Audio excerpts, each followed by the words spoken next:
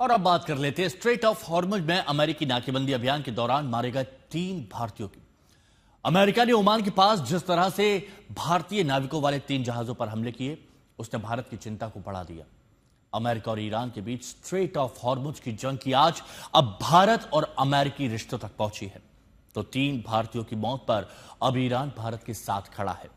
Iran ने इसे America की हथियारबंद लूट और समुद्री डकैती बताया, जबकि अब डोनाल्ड ट्रंप भारतीय जहाजों पर हमले का ठीकरा ईरान पर फोड़ रहे हैं। आइए देखते हैं।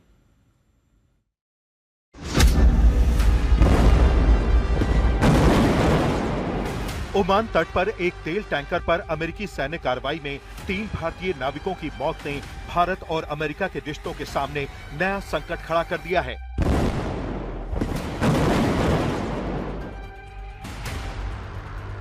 जिस समय मिडिल ईस्ट में ईरान अमेरिका टकराव लगातार गहरा रहा है, उसी दौरान भारतीय नागरिकों की जान जाने की घटना ने दोनों देशों के बीच कूटनीतिक तनाव बढ़ा दिया है।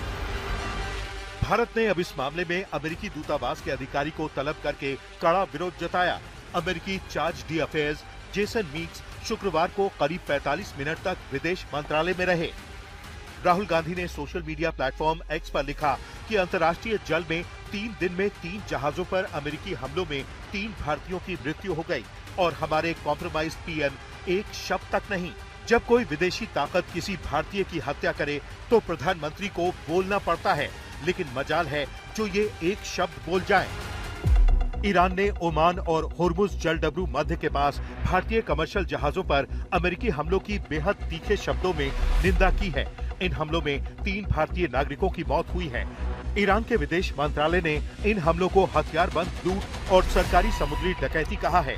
ईरान के विदेश मंत्रालय के प्रवक्ता इस्माइल बघई ने मारे गए भारतीय नाविकों के परिवारों के लिए संवेदना जाहिर करते हुए कहा है कि अंतर्राष्ट्रीय समुदाय को अमेरिका को उसके गैर कानूनी व्यवहार के लिए जवाबदेह ठहराना चाहिए, जो वैश्विक शांति और सुरक्षा के लिए खतरा बना हुआ है और साथ ही नेविगेशन की आजादी को भी खतरे में डाल रहा है। ये है स्ट्रेट ऑफ हॉर्मुज में भारतीय जहाज पर हुई अमेरिकी बमबारी में मारे गए शिवानंद चौरसिया का परिवार। जैसे ही अमेरिकी हमले में शिवानंद की मौत की खबर आई, परिवार पर दुखों का पहाड़ टूट पड़ता है।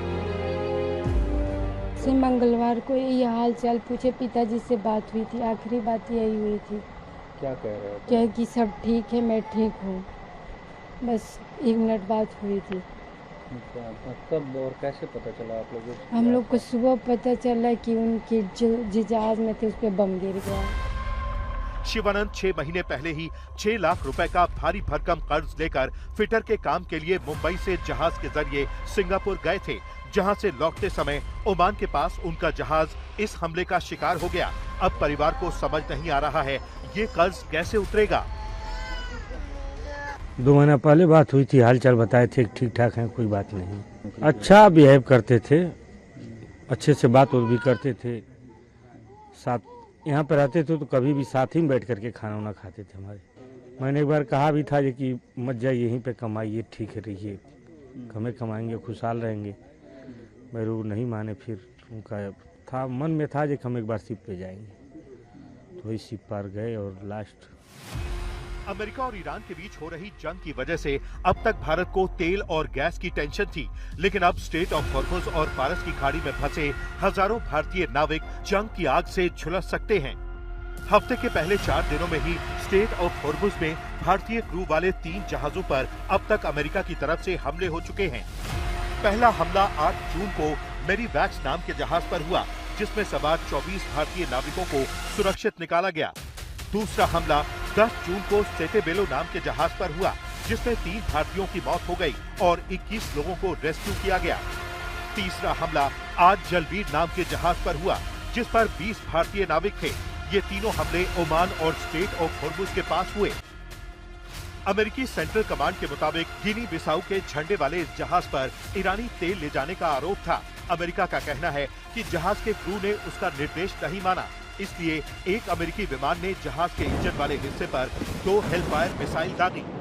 आज के इस टेक्नोलॉजी के ज़माने में हर जहाज़ के पास ऑलमोस्ट डिटेल होती है। जहाँ तक नेवल शिप की बात करूँ मैं यूएस के, तो उनके पास 101% मैं कॉन्फिडेंट हूँ कि उनके पास इस बात की जानकारी थी कि उस जहाज़ पे कितने भारतीय हैं, कितने विदेशी नागरिक हैं। उसके बाद भी उनके पास ये ऑप्शन था कि वो चॉपर से या स्पीड बोट से या उनकी जो क्रूजिंग बोट है उस बोट से उस जहाज़ को बोर्ड कर सकते थे। अगर उस जहाज़ के ने उनकी बात नहीं सुनी थी तो उसको डिटेन करना उनके पास एक पर्याय था। लेकिन जिस तरह से दोनों जहाज़ को हिट किया गया है वो इस बात की पुष्टि कर रहा है कि उन्हें जहाज पे काम करने वाले नाविकों की कोई परवाह नहीं थी। लेकिन जो अमेरिका ने किया है वो वाकई हैरान करने वाला है।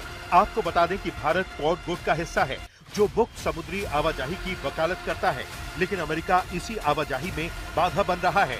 क्वाड गुट में अमेरिका, भारत, जापान और ऑस्ट्रेलिया हैं। आज तक ब्यूरो।